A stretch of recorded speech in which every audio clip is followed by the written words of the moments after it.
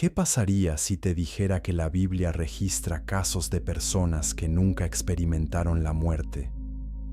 Las Escrituras nos enseñan en Romanos 5:12 que la muerte entró al mundo por el pecado de un solo hombre, y desde entonces todos estamos destinados a morir. Esta es la realidad universal que define la experiencia humana. Nacemos sabiendo que un día dejaremos de existir. Pero la mayoría de las personas asume que esta regla no tiene excepciones. Sin embargo, los textos antiguos preservan relatos extraordinarios que desafían esta certeza.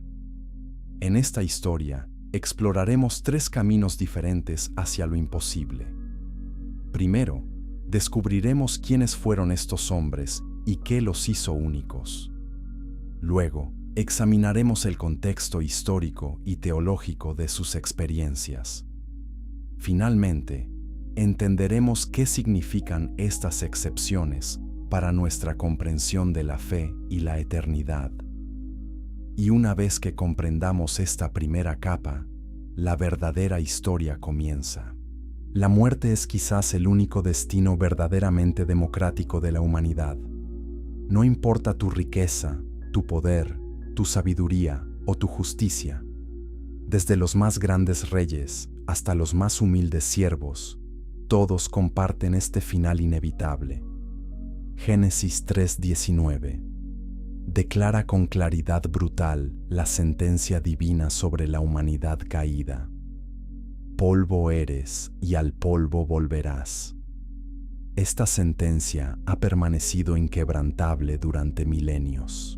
Los cementerios de todas las civilizaciones testifican esta verdad implacable. Las pirámides de Egipto, construidas para desafiar la muerte, solo demuestran cuán inevitable es. Los emperadores romanos, que se declaraban dioses, terminaron como cenizas, igual que sus esclavos.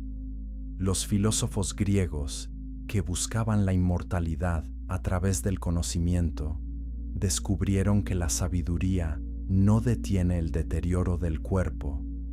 Pero dentro del mismo libro que declara esta sentencia universal, encontramos algo extraordinario. Entre las genealogías que terminan repetitivamente con la frase «y murió», aparecen nombres que rompen el patrón. Estos no son mitos de culturas paganas buscando escapar de la realidad de la muerte. Son registros sobrios dentro de las escrituras hebreas, documentados con la misma seriedad histórica que el resto de los eventos bíblicos. Los escribas que preservaron estos textos no los marcaron como alegorías o parábolas. Los trataron como acontecimientos históricos verificables. Y esta es precisamente la razón por la que estos relatos han generado debate teológico durante siglos. Los rabinos judíos debatieron durante generaciones sobre el significado de estas excepciones. ¿Por qué Dios permitiría que algunos evitaran la muerte mientras millones de justos perecían? ¿Qué propósito divino se cumplía a través de estas experiencias únicas? Los primeros padres de la Iglesia vieron en estos relatos prefiguraciones proféticas de verdades más profundas. Agustín de Hipona escribió extensamente sobre Enoc, viendo en su traslación un anticipo de la resurrección prometida. Orígenes interpretó el arrebatamiento de Elías como símbolo del alma que se eleva por encima de las limitaciones terrenales. Y los autores del Nuevo Testamento encontraron en Melquisedec una imagen del sacerdocio eterno de Cristo. Estos 3 hombres no son simplemente curiosidades bíblicas.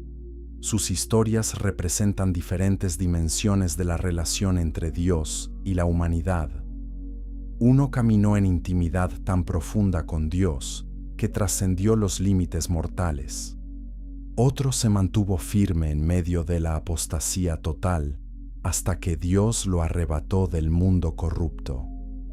El tercero apareció sin genealogía ni muerte registrada, desafiando las categorías normales de existencia humana. Cada historia ofrece una lente única para entender cómo la fe interactúa con la mortalidad. La pregunta que enfrentamos no es solamente histórica, es profundamente personal y teológica.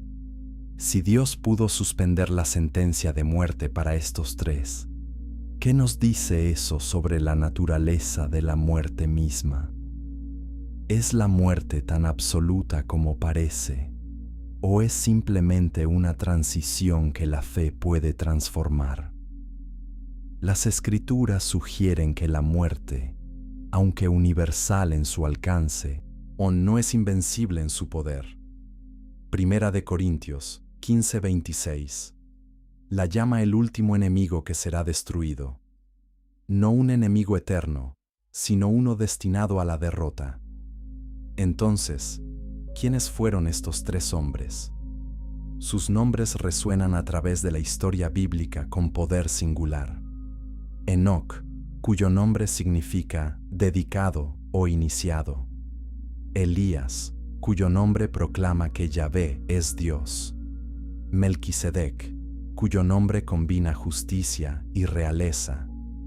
Tres nombres, tres historias, tres ventanas hacia los misterios más profundos de la fe. Pero antes de que podamos apreciar completamente su significado, debemos sumergirnos en los detalles específicos de cada relato.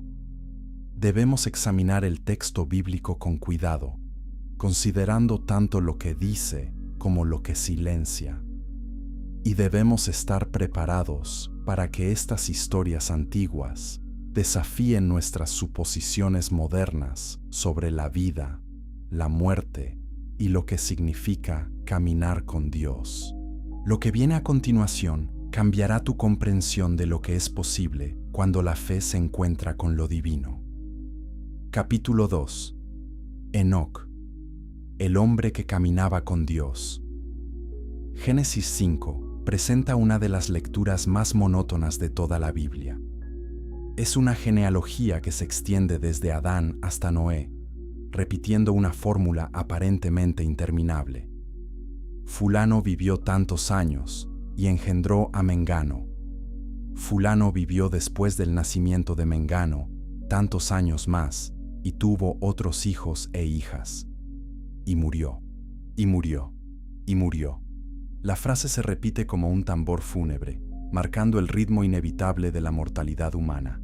Adán murió, Set murió, Enos murió, Cainán murió, Mahalaleel murió, Yared murió. Cada nombre termina con la misma conclusión sombría. Hasta que llegamos al versículo 21. Yared vivió 162 años y engendró a Enoc.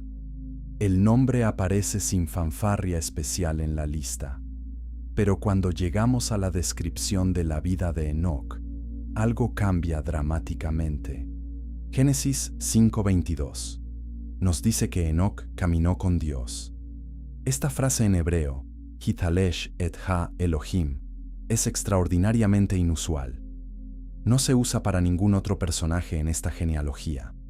No se dice que Adán caminó con Dios, aunque fue creado directamente por las manos divinas. No se dice que Set caminó con Dios, aunque fue dado como reemplazo del justo Abel. Solo Enoc recibe esta descripción única. ¿Qué significa exactamente caminar con Dios? Los rabinos debatieron esta expresión durante siglos.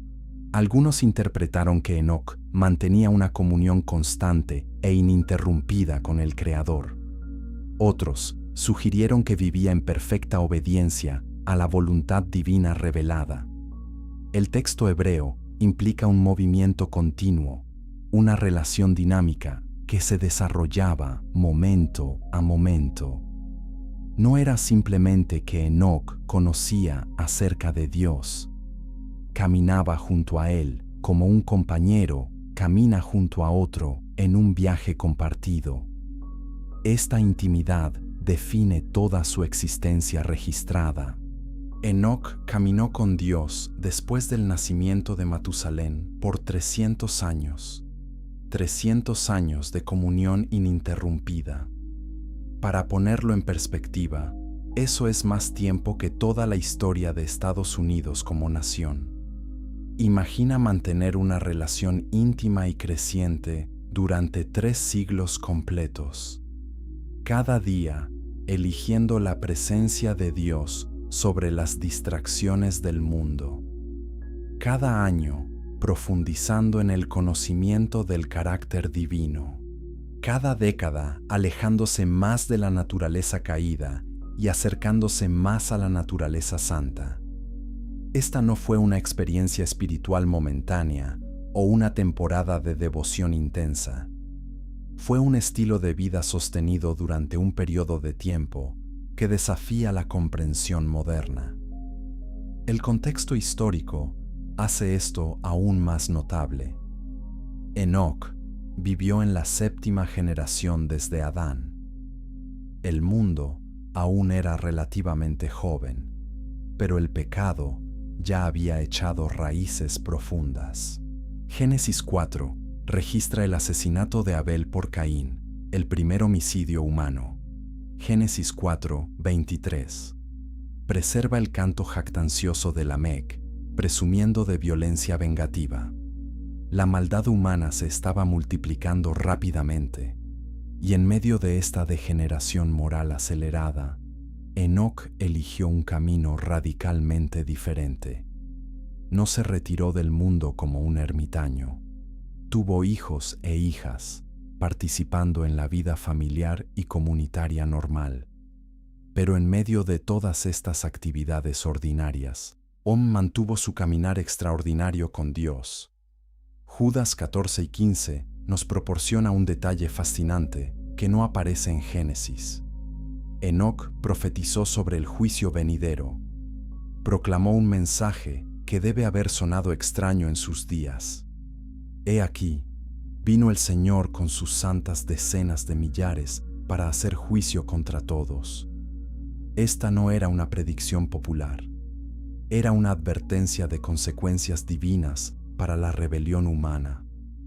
Enoc no solo caminaba con Dios en privado, hablaba por Dios en público. Su vida de intimidad producía un mensaje de verdad que confrontaba la maldad de su generación. Y luego llegamos al versículo que rompe el patrón. Génesis 5:24 declara con una brevedad impactante lo que sucedió con Enoc. Caminó, pues, Enoc con Dios, y desapareció, porque le llevó Dios. No hay registro de enfermedad, no hay mención de vejez debilitante, no hay descripción de funeral o tumba. Simplemente desapareció porque Dios lo tomó. El verbo hebreo, lakach, puede significar tomar, llevar o recibir. Implica una acción deliberada e intencional por parte de Dios. No fue que Enoc murió y su alma fue al cielo. Fue que Dios lo removió físicamente de la tierra sin pasar por el proceso de la muerte. Hebreos 11:5 proporciona comentario apostólico sobre este evento extraordinario. Por la fe, Enoc fue traspuesto para no ver muerte, y no fue hallado, porque lo traspuso Dios. Y antes que fuese traspuesto, tuvo testimonio de haber agradado a Dios. Aquí encontramos la clave teológica. La fe fue el fundamento de su experiencia única. No fue perfección moral abstracta o conocimiento intelectual superior. Fue fe viviente, activa, que se expresaba en una relación de confianza total con Dios. Y esta fe agradó tanto a Dios que Él decidió recompensar a Enoc de manera sin precedentes. Pero, ¿por qué? ¿Por qué Enoc fue seleccionado para esta experiencia única? Las Escrituras no ofrecen una explicación explícita completa. Algunos teólogos sugieren que Enoc funcionó como una señal profética para las generaciones futuras. Su traslación demostró que la muerte, aunque universal, no era invencible. Anticipó la resurrección prometida siglos antes de que se predicara abiertamente. Otros proponen que Dios estaba demostrando el resultado final del camino de fe. Cuando alguien camina tan cerca de Dios que su vida se alinea completamente con la voluntad divina, incluso la muerte pierde su dominio. Lo que no podemos ignorar es el contraste deliberado en el texto. Todos los demás en la genealogía murieron. Adán, que fue creado perfecto, murió. Matusalén, quien vivió más tiempo que cualquier otro humano registrado, murió. Pero Enoc, quien simplemente caminó con Dios fielmente, no murió. Este contraste no es accidental, es teológicamente intencional. Está señalando una verdad fundamental sobre la naturaleza de la vida, la muerte y la relación con Dios. La muerte no es simplemente un hecho biológico inevitable, es una consecuencia espiritual del pecado que puede ser superada por la fe que produce intimidad con el Creador. Y lo que sucedió después de la desaparición de Enoc plantea preguntas aún más profundas que exploraremos a continuación. Capítulo 3. El misterio del arrebatamiento de Enoc. La desaparición de Enoc debe haber causado un impacto profundo en su familia inmediata. Una mañana estaba allí, caminando, hablando o viviendo entre ellos. Al día siguiente, simplemente no estaba. No había cuerpo que enterrar. No había última voluntad que ejecutar. No había proceso normal de duelo que seguir. Solo una ausencia repentina e inexplicable. Génesis nos dice que no fue hallado. Esto implica que lo buscaron. Su familia, sus amigos, su comunidad probablemente organizaron búsquedas extensas. Revisaron los lugares que frecuentaba. Preguntaron a todos los que lo conocían. Pero Enoc había sido removido tan completamente que ningún rastro físico permaneció. Este evento establece un precedente bíblico que resuena a través de toda la Escritura. Primera de Tesalonicenses 4:16 y 17 describe un evento futuro usando lenguaje notablemente similar. Porque el Señor mismo, con voz de mando, con voz de arcángel y con trompeta de Dios, descenderá del cielo, y los muertos en Cristo resucitarán primero. Luego nosotros, los que vivimos, los que hayamos quedado, seremos arrebatados juntamente con ellos en las nubes para recibir al Señor en el aire. El término técnico teológico para esto es el rapto o arrebatamiento, y Enoc es el prototipo histórico de esta experiencia. La palabra griega usada en Primera de Tesalonicenses es harpazo, que significa agarrar repentinamente, arrebatar con fuerza. La Septuaginta, la traducción griega del Antiguo Testamento, que los escritores del Nuevo Testamento frecuentemente citaban, usa el verbo metatitemi para describir lo que le sucedió a Enoc. Este verbo significa transferir, trasladar, cambiar de lugar. Ambos términos comunican una remoción repentina y sobrenatural de un lugar a otro, sin pasar por el proceso normal de muerte física. Enoc no evitó la muerte porque era especialmente virtuoso por mérito propio. Experimentó algo completamente diferente porque su fe lo posicionó para una intervención divina extraordinaria. Pero aquí surge una pregunta teológica complicada que ha dividido a los eruditos durante siglos. Si Enoc nunca murió, ¿cómo se relaciona esto con Hebreos 9:27, que declara que está establecido para los hombres que mueran una sola vez, y después de esto el juicio? ¿Contradice la experiencia de Enoc esta declaración universal? Los teólogos han propuesto varias soluciones a esta aparente tensión. Algunos argumentan que Hebreos 9:27 describe el patrón normal, no una ley absoluta sin excepciones. Otros sugieren que Enoc eventualmente experimentará la muerte, quizás como uno de los 2 testigos descritos en Apocalipsis 11. Una tercera perspectiva propone que la traslación de Enoc involucró una transformación tan completa que funcionalmente cumplió el propósito de la muerte sin el proceso de morir. La tradición judía desarrolló elaboradas especulaciones sobre el destino de Enoc después de su arrebatamiento.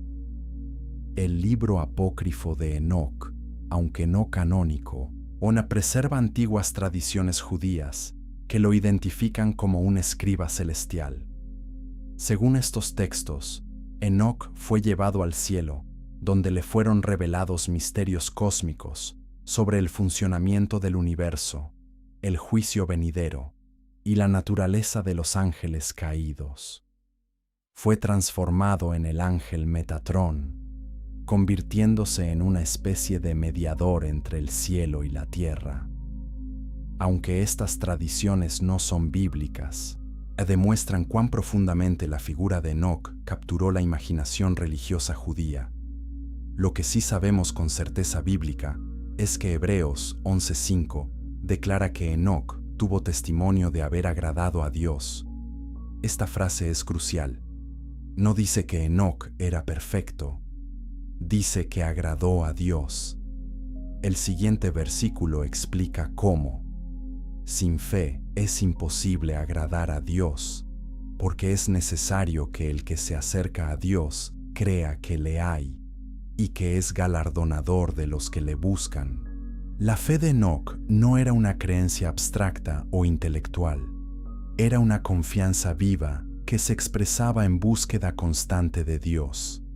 Caminaba con Dios porque confiaba en Dios. Y esta confianza sostenida durante 300 años produjo una intimidad tan profunda que Dios decidió llevar la relación al siguiente nivel sin interrumpirla mediante la muerte. Aquí encontramos una verdad que confronta nuestras suposiciones modernas sobre la espiritualidad. Muchos cristianos contemporáneos tratan la fe como una decisión de un momento o una afiliación religiosa. Enoc demuestra que la fe bíblica es fundamentalmente relacional y progresiva. Es un caminar que se desarrolla día tras día, año tras año, década tras década.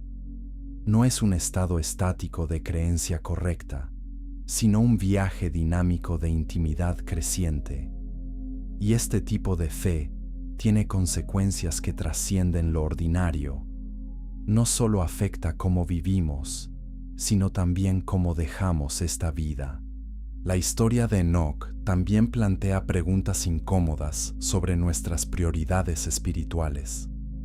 Si dedicamos 300 años, o incluso 30 años, a caminar consistentemente con Dios, ¿cómo cambiaría nuestra experiencia de la vida y la muerte? ¿Qué intimidad podríamos alcanzar si persiguiéramos a Dios con la misma intensidad que perseguimos nuestras carreras, nuestras relaciones humanas o nuestro entretenimiento? Enoc no tuvo acceso a la Biblia completa. No tenía una iglesia local con adoración corporativa y programas ministeriales. No podía escuchar sermones en podcast o leer libros de teología. Todo lo que tenía era su relación directa con Dios. Y eso fue suficiente no solo para vivir bien, sino para trascender la muerte misma. Entonces, ¿qué nos dice la experiencia de Enoc sobre la naturaleza de la muerte? Primero, que la muerte no es tan absoluta como parece. Es una consecuencia del pecado, pero no un destino inmutable para aquellos que caminan en fe profunda. Segundo, que Dios valora la intimidad relacional más que los rituales religiosos o la perfección moral abstracta. Enoc no construyó altares ni ofreció sacrificios registrados. Simplemente caminó con Dios. Tercero, que la traslación de Enoc funciona como una promesa profética. Lo que Dios hizo por uno, puede y hará por muchos. La resurrección prometida y el arrebatamiento futuro tienen su raíz histórica en este evento antiguo, pero verificable. Pero Enoc no es la única excepción registrada.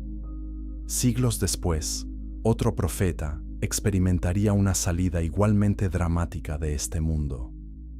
Y su historia añade nuevas dimensiones a nuestro entendimiento de cómo la fe conquista la muerte. Capítulo 4. Elías. Voz en el desierto de la apostasía.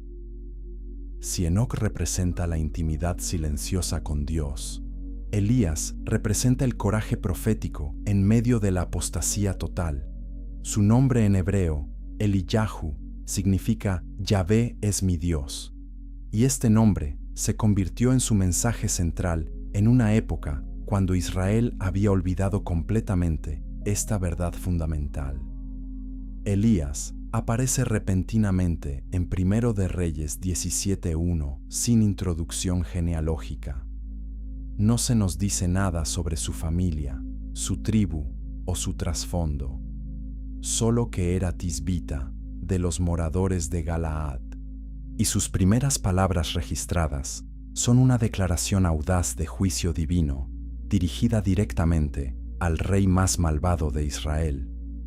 Vive Jehová Dios de Israel, en cuya presencia estoy, que no habrá lluvia ni rocío en estos años, sino por mi palabra. Esta declaración no fue una sugerencia diplomática o una advertencia suave. Fue una confrontación directa con el rey Acab y su esposa fenicia Jezabel, quienes habían llevado a Israel a la adoración masiva de Baal. Baal era el supuesto dios de la fertilidad y la lluvia en la mitología cananea. Entonces Elías, al declarar una sequía de 3 años y medio, estaba atacando directamente las afirmaciones centrales del culto a Baal. Estaba diciendo en efecto que el Dios que Israel ahora adoraba era completamente impotente, que Yahvé, el Dios de Israel, controlaba las lluvias, y que esas lluvias cesarían hasta que él decidiera restaurarlas. El contexto histórico es crucial para entender la valentía de Elías. Acab reinó en Israel aproximadamente desde 874 hasta 853 a.C. Su matrimonio con Jezabel, hija del rey de Sidón, fue una alianza política diseñada para fortalecer el reino económica y militarmente. Pero tuvo consecuencias espirituales catastróficas. Jezabel trajo consigo no solo su religión personal, sino una campaña agresiva para establecer el culto a Baal como la religión oficial de Israel. 1 de Reyes 16, 31 y 32 registra que Acab construyó un templo a Baal en Samaria y levantó un altar dentro de él. No simplemente toleró la adoración a Baal, la promovió activamente y oficialmente. Pero la apostasía fue más allá de la construcción de templos. 1 de Reyes 18:4 menciona casualmente que Jezabel había estado matando sistemáticamente a los profetas de Yahvé. Esta no fue persecución esporádica, fue genocidio religioso intencional. Jezabel estaba intentando eliminar por completo la voz profética que llamaba a Israel de regreso a Yahvé.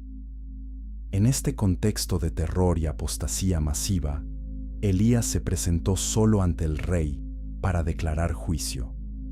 No tenía ejército, no tenía respaldo político, no tenía protección institucional, solo tenía su fe en que Yahvé es Dios y su voluntad de hablar verdad incluso cuando significaba riesgo personal extremo. Después de declarar la sequía, Dios ordenó a Elías que se escondiera, primero junto al arroyo de Kerit, donde los cuervos lo alimentaban milagrosamente con pan y carne cada mañana y tarde. Cuando el arroyo se secó debido a la sequía, Dios lo envió a Sarepta de Sidón, territorio gentil, donde una viuda pobre lo sustentó milagrosamente.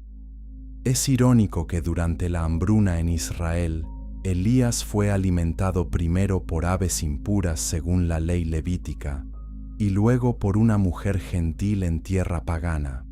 Dios estaba demostrando que su cuidado trasciende las categorías religiosas humanas, y estaba preservando a su profeta para el momento decisivo que estaba por venir. Ese momento llegó en el tercer año de sequía. Primera de Reyes 18 registra uno de los confrontamientos más dramáticos de toda la Biblia. Elías envió palabra al rey Acab, convocando una reunión en el Monte Carmelo, y propuso una prueba pública para resolver de una vez por todas la pregunta que dividía a Israel. Si Yahvé es Dios, seguidle, y si Baal, id en pos de él. La prueba era simple, pero definitiva. Cada lado prepararía un sacrificio. Los profetas de Baal invocarían a su Dios para enviar fuego. Elías invocaría a Yahvé. El Dios que respondiera con fuego sería reconocido como el verdadero Dios. Los profetas de Baal fueron primero. 450 de ellos, todos oficialmente patrocinados por Jezabel. Desde la mañana hasta el mediodía gritaron el nombre de Baal. Danzaron alrededor del altar. Se cortaron con cuchillos y lancetas hasta que la sangre chorreaba, una práctica común en el culto a Baal. Pero no hubo respuesta, ninguna voz, ningún fuego, ninguna señal de que su Dios existiera en absoluto. Elías los provocó con sarcasmo devastador. Gritad en alta voz, porque Dios es. Quizá está meditando, o tiene algún trabajo, o va de camino. Tal vez duerme y hay que despertarle. La humillación de los profetas de Baal fue total y pública. Luego llegó el turno de Elías. Y aquí vemos algo notable. No se contentó con simplemente invocar a Dios. Hizo el desafío deliberadamente más difícil. Ordenó que cavaran una zanja alrededor del altar. Luego hizo que vertieran 4 cántaros de agua sobre el sacrificio. Y lo repitieron 3 veces hasta que el agua corría y llenaba la zanja. Estaba eliminando cualquier posibilidad de trucos o explicaciones naturales. Y luego oró, no con gritos frenéticos o rituales elaborados. Simplemente habló a Dios. Jehová, Dios de Abraham, de Isaac y de Israel, sea hoy manifiesto que tú eres Dios en Israel, y que yo soy tu siervo, y que por mandato tuyo he hecho todas estas cosas. Respóndeme, Jehová, respóndeme, para que conozca este pueblo que tú, oh Jehová, eres el Dios, y que tú vuelves a ti el corazón de ellos. Lo que sucedió después no dejó lugar a dudas. Primero de Reyes 18:38 describe cómo cayó fuego de Jehová que consumió el holocausto, la leña, las piedras y el polvo, y aún lamió el agua que estaba en la zanja. No fue un fuego ordinario. Consumió no solo el sacrificio, sino los elementos que normalmente no se queman: las piedras del altar, la tierra seca del suelo, incluso el agua que llenaba la zanja. Fue una demostración tan innegable del poder divino que todo el pueblo cayó sobre sus rostros y gritó: Jehová es el Dios. Jehová es el Dios. El nombre de Elías se había convertido en la confesión de la nación. Y lo que sucedió después de esta victoria preparó el escenario para su salida extraordinaria del mundo. Capítulo 5. El Monte Carmelo y el fuego de Dios. La victoria en el Monte Carmelo debería haber sido el punto de inflexión permanente para Israel. El pueblo había confesado que Yahvé es Dios. El poder de Baal había sido expuesto como completamente falso, y Elías, siguiendo la ley de Deuteronomio 13 sobre falsos profetas, ordenó la ejecución de los 450 profetas de Baal. Primero de Reyes 18:40 registra que los degollaron junto al arroyo de Cisón. Esta no fue crueldad caprichosa, fue la aplicación de la ley que Israel había prometido obedecer. Los profetas de Baal habían llevado a la nación a la idolatría, y la pena establecida era la muerte. Luego Elías subió a la cumbre del Carmelo y oró por lluvia. Se postró en tierra con su rostro entre las rodillas. 7 veces envió a su siervo a mirar hacia el mar. 6 veces el siervo regresó diciendo que no había nada. Pero a la 7ª vez reportó una nube pequeña como la palma de la mano que subía del mar. Elías sabía que esto era suficiente. Envió palabra a Acab de que se apresurara antes de que la lluvia lo detuviera. Y los cielos se oscurecieron con nubes y viento. Una gran lluvia vino, terminando la sequía de 3 años y medio. El Dios que había cerrado los cielos ahora los abría. La promesa de Deuteronomio 11, que Dios daría lluvia a su tierra cuando el pueblo le obedeciera, estaba siendo cumplida dramáticamente. Pero la historia no termina con victoria. Primera de Reyes 19 comienza con una nota inquietante. Acab contó a Jezabel todo lo que Elías había hecho y cómo había matado a todos los profetas de Baal. La respuesta de Jezabel fue inmediata y letal. Envió un mensajero a Elías con una amenaza de muerte. Así me hagan los dioses y aún me añadan, si mañana a estas horas yo no he puesto tu persona como la de uno de ellos. Jezabel no se había arrepentido. No le importaba que Yahvé hubiera demostrado ser el verdadero Dios. Estaba comprometida con su agenda religiosa y política, y ahora Elías estaba marcado para ejecución. La reacción de Elías nos muestra cuán humano era incluso este gran profeta. Primero de Reyes 19:3 dice que vio el peligro y se levantó y se fue para salvar su vida. El hombre que había confrontado a 450 falsos profetas sin pestañear, ahora huía aterrorizado de una mujer. Viajó al sur a través de todo el territorio de Judá hasta Beerseba, en el límite del desierto. Dejó a su criado allí y continuó solo un día de camino al desierto. Y allí, bajo un enebro, pidió morir. Basta ya, oh Jehová, quítame la vida, pues no soy yo mejor que mis padres. El profeta que había cerrado los cielos y llamado fuego del cielo, ahora estaba tan desanimado que quería morir. Dios respondió no con reprensión, sino con cuidado físico. Un ángel lo despertó y le proporcionó pan cocido y agua. Comió y bebió y volvió a dormirse. El ángel regresó una segunda vez con más comida, diciéndole que el camino era largo. Fortalecido por esa comida, Elías viajó 40 días y 40 noches hasta Horeb, el monte de Dios. Este es el mismo monte donde Moisés había recibido la ley siglos antes. Elías estaba regresando al lugar de origen de la revelación de Yahvé a Israel. Y allí, en una cueva, Dios se encontró con él. La pregunta que Dios le hizo es penetrante. ¿Qué haces aquí, Elías? La respuesta del profeta revela su estado mental. He sentido un vivo celo por Jehová Dios de los ejércitos, porque los hijos de Israel han dejado tu pacto, han derribado tus altares y han matado a espada a tus profetas.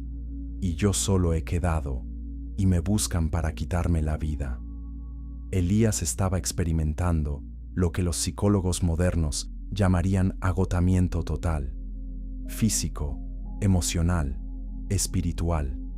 Se sentía completamente solo, ahora convencido de que era el único seguidor verdadero de Yahvé que quedaba en Israel.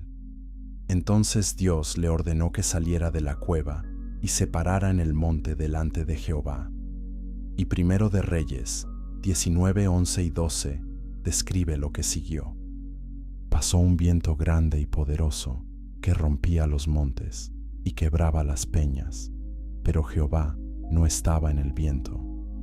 Después del viento hubo un terremoto, pero Jehová no estaba en el terremoto. Tras el terremoto vino fuego, pero Jehová no estaba en el fuego. Y después del fuego vino un silbo apacible y delicado. Cuando Elías lo oyó, cubrió su rostro con su manto y salió a la entrada de la cueva. Y vino a él una voz preguntando de nuevo qué hacía allí. Esta experiencia corrigió la perspectiva distorsionada de Elías. Había esperado que Dios actuara con poder espectacular como en el Monte Carmelo, pero Dios le mostró que su obra también se realiza en la quietud, y le reveló que no estaba tan solo como pensaba. He dejado en Israel 7,000 que no han doblado rodilla ante Baal. Había un remanente fiel que Elías desconocía. La obra de Dios era más grande que la experiencia limitada de un solo profeta, y Dios tenía más trabajo para Elías antes de que su ministerio terminara. Debía ungir a Hazael como rey de Siria, a Jehú como rey de Israel y a Eliseo como su sucesor profético. Elías obedeció. Encontró a Eliseo arando con 12 yuntas de bueyes. Pasó junto a él y echó sobre él su manto, un símbolo de transferencia del llamado profético. Eliseo dejó inmediatamente su vida anterior, sacrificó los bueyes y siguió a Elías sirviéndole. Esta relación entre el profeta veterano y su aprendiz se desarrolló durante años. Eliseo no solo observaba lo que Elías hacía, absorbía su espíritu, su celo por Yahvé, su valentía profética. Y cuando finalmente llegó el momento de la partida de Elías, Eliseo estaba preparado no solo para continuar el ministerio, sino para ser testigo de uno de los eventos más extraordinarios registrados en la Escritura. Lo que sucedió ese día desafió todas las expectativas sobre cómo los profetas terminan sus ministerios. Suscríbete para descubrir los misterios más profundos de las Escrituras que estamos explorando. Capítulo 6. El torbellino que desafió la muerte. Segundo de Reyes. Capítulo 2. Comienza con una declaración simple, pero profundamente significativa. Aconteció que cuando iba a alzar Jehová a Elías en un torbellino al cielo. El texto bíblico presenta este evento sobrenatural con la misma objetividad histórica que cualquier otro acontecimiento. No hay calificadores como aparentemente o se dice que. Simplemente declara el hecho. Dios iba a llevar a Elías al cielo sin que experimentara la muerte. Y lo notable es que Elías sabía que esto iba a suceder. Eliseo sabía. Incluso las comunidades de profetas en Betel y Jericó sabían. Había una conciencia profética compartida de que algo extraordinario estaba por ocurrir. Elías y Eliseo comenzaron en Gilgal y viajaron hacia el río Jordán. En cada parada, Elías intentó que Eliseo se quedara atrás, pero Eliseo respondió con una declaración de lealtad que se repite 3 veces en el texto. Vive Jehová, y vive tu alma, que no te dejaré. Esta no era simple devoción emocional. Eliseo sabía que estaba a punto de presenciar algo sin precedentes y quería recibir la herencia espiritual completa de su maestro. En Betel, los profetas le preguntaron si sabía que Jehová iba a quitar a su maestro. En Jericó le preguntaron lo mismo. Cada vez Eliseo respondió que sí sabía, pero que guardaran silencio. Finalmente llegaron al Jordán. Y aquí vemos un milagro que hace eco del pasado de Israel. Elías tomó su manto, lo enrolló y golpeó las aguas. Segundo de Reyes 2:8 registra que las aguas se dividieron a uno y otro lado y pasaron ambos por lo seco. Este no fue un evento casual, fue una repetición deliberada del milagro de Josué siglos antes, cuando Israel entró a la tierra prometida. Y más atrás aún, del cruce del Mar Rojo bajo Moisés. Dios estaba vinculando el ministerio de Elías con los momentos definitorios de la historia de Israel. El profeta que había llamado a la nación de regreso a Yahvé ahora cruzaba el Jordán en el mismo poder que había traído a Israel a la tierra en primer lugar. Una vez al otro lado, Elías le preguntó a Eliseo qué quería antes de ser llevado. La petición de Eliseo es a menudo malentendida. Te ruego que una doble porción de tu espíritu sea sobre mí. Esto no significa que quería ser 2 veces más poderoso que Elías. En la cultura hebrea, la doble porción era el derecho de herencia del primogénito, según Deuteronomio 21:17. Eliseo estaba pidiendo ser reconocido como el sucesor legítimo y heredero espiritual de Elías. Quería recibir la plenitud del llamado y unción profética que había reposado sobre su maestro. La respuesta de Elías es fascinante. Cosa difícil has pedido. Si me vieres cuando fuere quitado de ti, te será hecho así. Mas si no, no. El cumplimiento de la petición dependía de que Eliseo fuera testigo del arrebatamiento. Esto no era un capricho arbitrario. Ver el arrebatamiento requeriría que Eliseo mantuviera su atención espiritual fija en Elías hasta el último momento. Requeriría la misma intensidad de fe que había caracterizado al propio Elías. Y mientras caminaban hablando, sucedió lo imposible. Segundo de Reyes 2:11 describe el evento con detalles específicos que desafían la interpretación puramente simbólica. Un carro de fuego con caballos de fuego separó a los dos, y Elías subió al cielo en un torbellino. Hay múltiples elementos sobrenaturales aquí. Primero, el carro de fuego. Este no era fuego ordinario, era una manifestación de la presencia divina, similar a la zarza ardiente de Moisés o la columna de fuego en el desierto. El carro y los caballos eran vehículos celestiales, sugerencias de dimensiones más allá de nuestra realidad física normal. Separaron a Elías de Eliseo, marcando el momento de transición. Luego está el torbellino. El hebreo usa la palabra Sahara, que significa tormenta de viento violenta o huracán. Pero esto no fue un fenómeno meteorológico natural, fue el medio divino de transportación. Elías fue levantado físicamente de la tierra en este torbellino. No se desmaterializó místicamente. No murió y su alma ascendió. Fue removido corporalmente de la tierra al cielo. Similar a Enoc siglos antes, pero con mucho más dramatismo visible. Y Eliseo lo vio todo. Gritó: Padre mío, carro de Israel y su gente de a caballo. Reconoció que Elías había sido más valioso para la seguridad de Israel que todos sus ejércitos militares combinados. Cuando Elías desapareció de la vista, Eliseo rasgó sus vestidos en dos. Este era el gesto tradicional de duelo, pero no estaba de duelo por una muerte ordinaria. Estaba marcando el fin de una era. Luego recogió el manto de Elías que había caído. Este manto se convertiría en el símbolo visible de la transferencia de autoridad profética. Eliseo regresó al Jordán y golpeó las aguas con el manto diciendo: ¿Dónde está Jehová, el Dios de Elías? las aguas se dividieron otra vez. La doble porción había sido concedida. El sucesor había sido confirmado.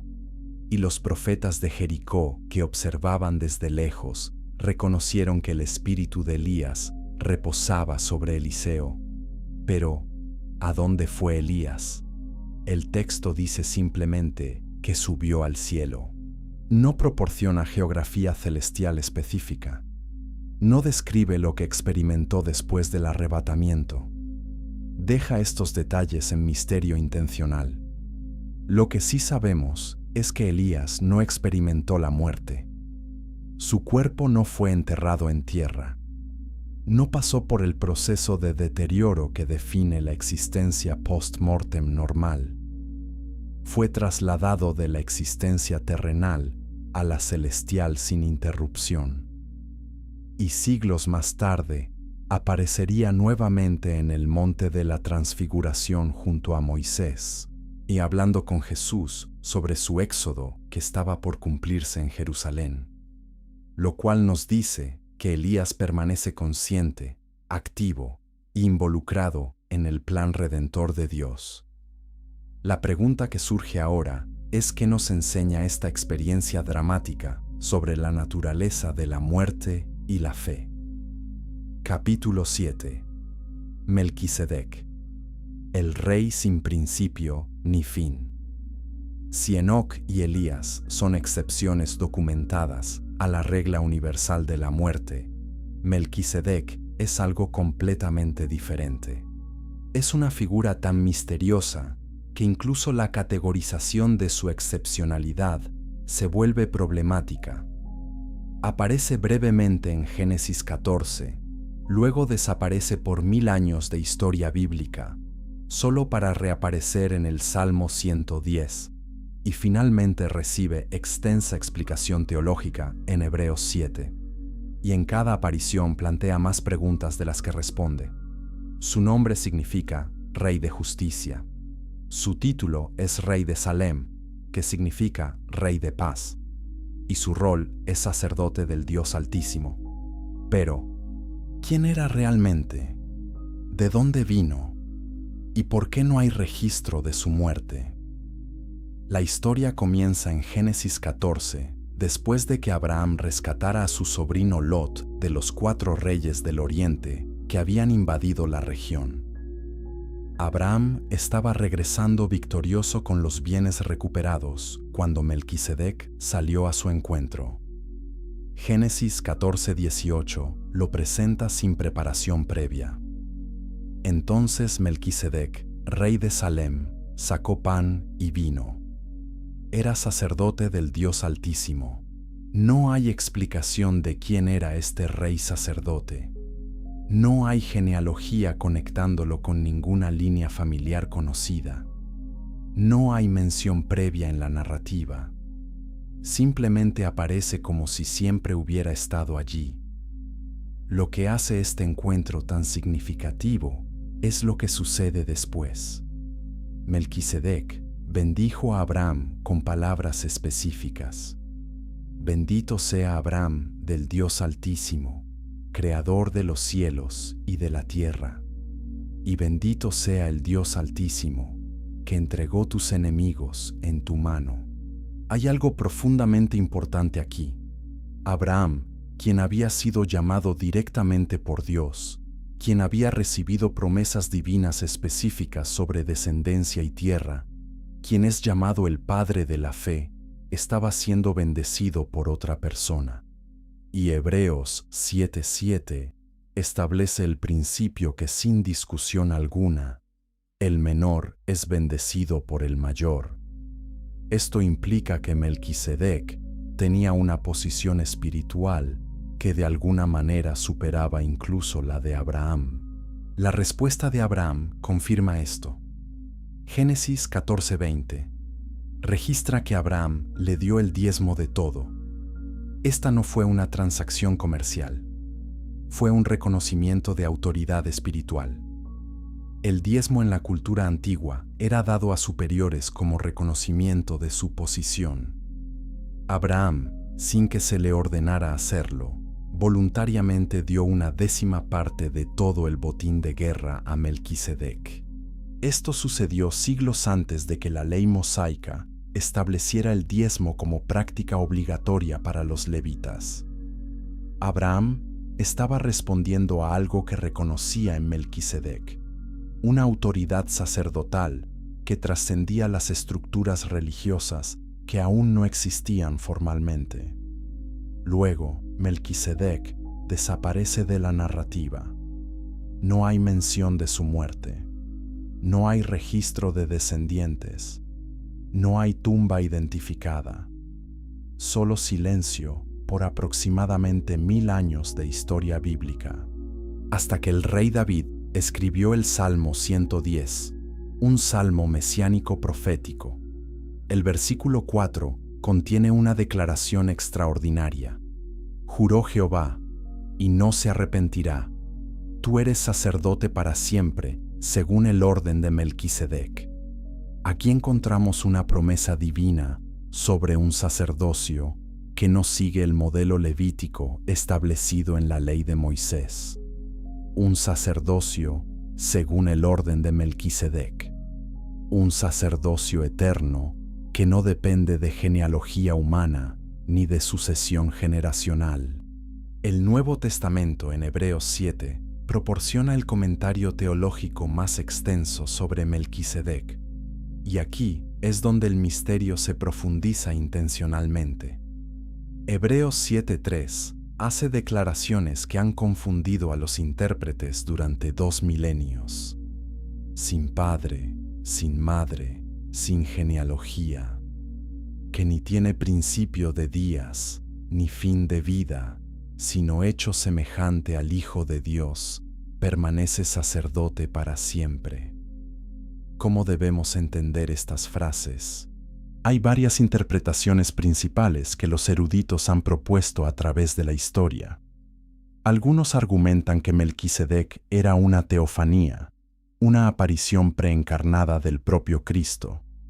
Esta interpretación toma literalmente las frases sin padre, sin madre, sin principio ni fin. Si Melquisedec no tenía origen humano, entonces debe haber sido divino.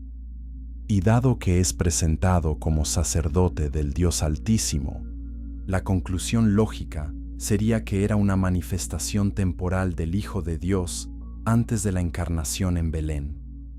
Esta perspectiva fue popular entre algunos padres de la Iglesia primitiva y encuentra defensores ocasionales en la teología moderna. Otros intérpretes proponen que Melquisedec era un ser angelical, un ángel enviado en forma humana para cumplir esta función sacerdotal específica en el momento preciso del encuentro con Abraham. Esta interpretación explicaría su aparición repentina y desaparición igualmente abrupta. También acomodaría las frases sobre no tener principio ni fin, ya que los ángeles son seres creados, pero sin mortalidad inherente. Los manuscritos de Qumrán, encontrados en las cuevas del Mar Muerto, contienen textos que especulan sobre Melquisedec como una figura angelical exaltada con funciones redentoras. La interpretación más ampliamente aceptada por los eruditos modernos es que Hebreos 7:3 está describiendo no la naturaleza ontológica de Melquisedec, sino su presentación literaria en Génesis. El autor de Hebreos está señalando lo que el texto bíblico silencia intencionalmente. No se menciona el padre de Melquisedec. No se registra su madre. No hay genealogía conectándolo con ninguna tribu o linaje. No hay fecha de nacimiento ni de muerte. Desde la perspectiva del registro bíblico, Melquisedec aparece sin origen y desaparece sin conclusión. Y este silencio textual deliberado lo hace un tipo perfecto del sacerdocio eterno de Cristo. Comenta tu interpretación de esta figura misteriosa. Capítulo 8. El encuentro que cambió la historia. Para apreciar completamente el significado del encuentro entre Abraham y Melquisedec, necesitamos entender el contexto inmediato. Génesis 14 describe una guerra compleja que involucró a múltiples reyes de la región. 4 reyes orientales, liderados por Kedorlaomer, rey de Elam, habían subyugado a 5 ciudades de la llanura del Jordán, incluyendo Sodoma y Gomorra. Después de 12 años de pagar tributo, estas ciudades se rebelaron. En el año 13, los 4 reyes regresaron con fuerza militar para someter la rebelión. La batalla fue devastadora. Los reyes orientales saquearon las ciudades y tomaron cautivos, incluyendo a Lot, el sobrino de Abraham, que vivía en Sodoma. Cuando Abraham recibió noticias de que su pariente había sido capturado, organizó una expedición de rescate. Génesis 14:14 menciona que armó a sus criados, 318 hombres nacidos en su casa. Esta no era una fuerza militar insignificante, pero tampoco era comparable a los ejércitos combinados de los 4 reyes. Lo que siguió fue una operación militar sorprendentemente exitosa. Abraham dividió sus fuerzas durante la noche, atacó a los invasores cerca de Dan en el norte y los persiguió hasta Joba, al norte de Damasco. Recuperó todos los bienes, rescató a Lot con sus posesiones y también a las mujeres y al resto de los cautivos. Esta victoria militar colocó a Abraham en una posición políticamente complicada. Al regresar del rescate, el rey de Sodoma salió a encontrarlo en el valle de Sabe. Este rey tenía una propuesta: dame las personas y toma para ti los bienes. Era una oferta generosa desde una perspectiva transaccional. Abraham podría haberse enriquecido enormemente, quedándose con el botín de guerra que legítimamente le pertenecía por derecho de conquista. Pero Abraham reconoció el peligro espiritual. Aceptar riquezas del rey de Sodoma, una ciudad notoriamente corrupta, comprometería su testimonio y podría crear obligación o deuda percibida. Es precisamente en este momento de decisión moral crucial que Melquisedec apareció. Génesis 14:18 coloca su aparición después de la victoria, pero antes de la respuesta de Abraham al rey de Sodoma. El timing no es accidental. Melquisedec trajo pan y vino, elementos que siglos más tarde tendrían profundo significado sacramental. Como sacerdote del Dios Altísimo, pronunció una bendición doble. Primero bendijo a Abraham directamente, reconociendo que el Dios Altísimo, creador de cielos y tierra, había sido responsable de la victoria. Luego bendijo al Dios Altísimo mismo, dando gloria a Dios por entregar a los enemigos en mano de Abraham. Esta bendición recontextualizó completamente el encuentro con el rey de Sodoma. Abraham acababa de recibir confirmación sacerdotal de que Dios era la fuente de su victoria. Había sido bendecido por un sacerdote cuya autoridad espiritual obviamente trascendía las estructuras políticas locales. Y respondió dando a Melquisedec el diezmo de todo. Esta acción comunicaba varias verdades simultáneamente. Reconocía la autoridad espiritual superior de Melquisedec. Expresaba gratitud a Dios, atribuyéndole la victoria mediante la ofrenda al representante de Dios. Y establecía prioridad espiritual sobre ganancia material. Fortalecido por este encuentro, Abraham pudo responder al rey de Sodoma con claridad moral absoluta. He alzado mi mano a Jehová Dios Altísimo, creador de los cielos y de la tierra, que desde un hilo hasta una correa de calzado, nada tomaré de todo lo que es tuyo. Para que no digas yo enriquecí a Abraham. Abraham usó exactamente el mismo título para Dios que Melquisedec había usado. Dios Altísimo, Creador de cielos y tierra. El encuentro con Melquisedec había renovado la perspectiva de Abraham sobre quién era la verdadera fuente de bendición. No necesitaba las riquezas de Sodoma. Dios Altísimo era su proveedor. Este episodio establece varios principios teológicos cruciales. Primero, que el sacerdocio legítimo existía antes de la ley mosaica y fuera del linaje de Israel. Melquisedec no era hebreo, no tenía conexión con Abraham por sangre. Sin embargo, funcionaba como sacerdote del Dios verdadero. Esto demuestra que Dios nunca estuvo limitado a una sola línea étnica o estructura religiosa. Segundo, que el sacerdocio verdadero se caracteriza por mediar la bendición de Dios a su pueblo. Melquisedec no tomó nada de Abraham, excepto lo que Abraham voluntariamente ofreció. Su función era transmitir bendición divina, no acumular poder o riqueza personal. Tercero, que el pan y el vino tienen significado simbólico desde los primeros tiempos bíblicos. Estos elementos básicos de sustento humano fueron traídos por Melquisedec en su encuentro con Abraham. Siglos más tarde, Jesús instituiría la Cena del Señor usando exactamente estos mismos elementos. El pan representando su cuerpo dado, el vino representando su sangre derramada. La conexión no es accidental. Hebreos argumentará que Jesús es sacerdote para siempre según el orden de Melquisedec. Y el primer acto sacerdotal registrado de Melquisedec involucró pan y vino, prefigurando el sacrificio definitivo del sacerdote eterno. Cuarto, que el diezmo precede la ley y expresa reconocimiento de mayordomía bajo Dios. Abraham no diezmó porque una ley lo requiriera.